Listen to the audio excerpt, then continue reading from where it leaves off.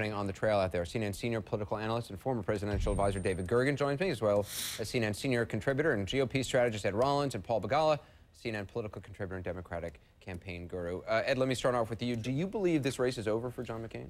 I do. I mean, I'm for McCain. I'm going to vote for McCain, but the momentum is going all the other way.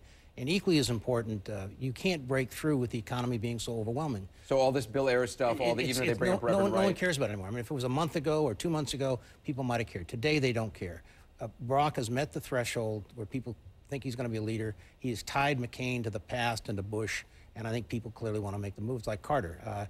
When David and I were involved with Reagan in 1980, once Reagan met the threshold, people clearly wanted to get rid of Carter, and they did in a landslide. This is going to turn into a landslide. So is the tone out there, David Gergen, appropriate? Is it dangerous? What is it?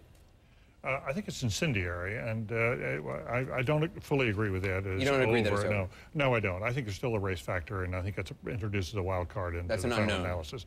But what we do know is it's been stable now for about 2 weeks, and that's very bad news for John McCain. But Barack Obama's had not only, he's had a sizable lead now, 6, 8 points now for 2 weeks, and in some polls it's even up, Gallup tracking has it up to 11. That's the biggest lead we see in any of the polls. So every day that goes by like today, when McCain does not break through, I think is a bad day for McCain.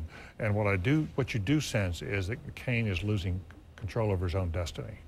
That he's no longer the man who seems to be in command. He's thrashing around looking for something that will take hold.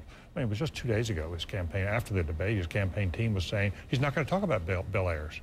You know, he's put it off limits. We talked about this last night. Here he is talking about it. And in fact, tonight he just talked to Charlie Gibson on ABC News about Bill Ayers. Let's listen to what he said, Paul. He launched his political career in his living room, in Mr. Ayers' living room. And I don't care about two washed-up old terrorists that are unrepentant about trying to destroy America. But I do care, and Americans should care, about his relationship with him and whether he's being truthful and candid about it.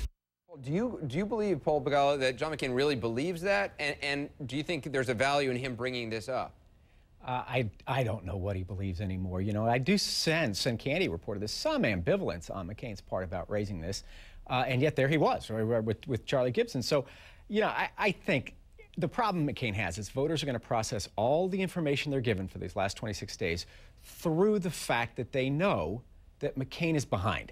And so it all looks political. And you know, campaigns that are the most adaptive are the ones that win. And I think McCain is adapting the wrong way. He's adapting to his base, to the most extreme, angriest elements of his party. Look at Barack Obama. Now, we all knew that McCain would try to paint Obama as risky. I could have never predicted, 26 days before the election, Obama could make the argument that it is McCain who is erratic and unsteady. And yet I think this back and forth that David mentioned about Ayers helps. You know, the other day, McCain looked out at his crowd and addressed them as my fellow prisoners.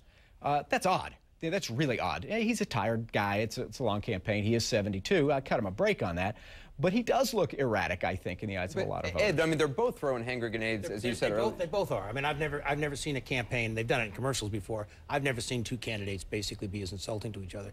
Barack Obama raising the questions about John McCain's erraticness. And the whole calling each other liars and what have you. The other fundamental question here is, how do you want to end your career if John McCain ends his career? We are now starting to lose. The potential is there to not only lose the Senate, but to lose the Senate leader, the Republican leader, to lose someone like Elizabeth Dole. We could lose 10 Senate seats. We could lose 25 House seats. You really think 10? That's the biggest number I've heard. There's 12 of them in play, and I went through the list today, and the floor is dropping. And so all of a sudden, he needs to help his party. He's the leader of his party. So how does he do that? Well, you do that by talking. You have to give an alternative on the economy. He's got to be prepared this week to go out and really have a good, strong talk about economic leadership so that his party has a little bit of something to run on. But it's interesting. You see that crowd, and he says, look, but I also want to, you know, they talk about Ayers a little bit. He said, but I also want to give a positive message on the economy. It didn't seem like the crowd wanted to hear that. You don't give them a choice. They're there and you don't want the crowd to get angry at this point in time.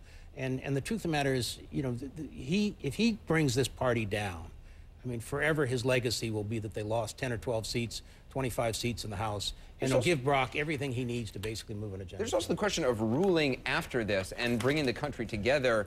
It's going to be all the more harder to do that, whoever wins, with all this anger out there. Yeah, there's this.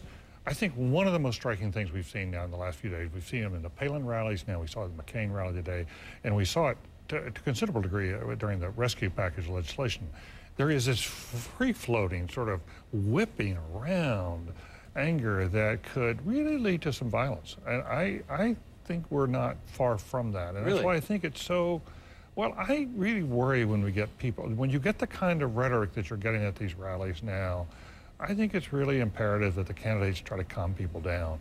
And that's why I've argued, not only because of the question of the ugliness of it, but I think McCain ought to get his campaign off the road and look at and get the best economic minds in the country together and come back Monday, Tuesday with a really serious speech. He's the one who ought to be buying TV time talking to the country. We got to pull it ended there. But very briefly, Paul Begala, do you believe it's over for John McCain at this point? No, it's not over, but I do want to be fair here. Both candidates are not being equally angry or equally negative or equally dirty.